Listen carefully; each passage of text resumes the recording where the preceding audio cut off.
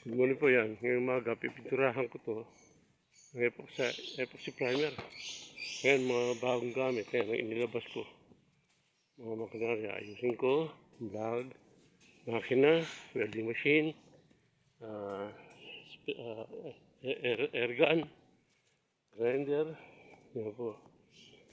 Yan. Mga gamit. Talagang epoxy primer. Pipe. Yung compressor. Chandelier.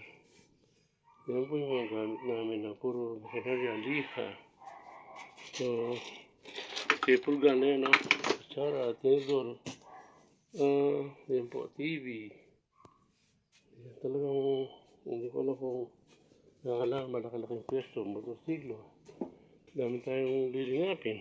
Ayan po, oh. Ayan, laser machine, ayan. May laser machine. O sige, yan po muna. Tingnan natin kung ano magiging sasabi ng Diyos. Maayos natin lahat yan magkaroon ng talagang dapat paglagyan. O sige po, salamat sa Diyos.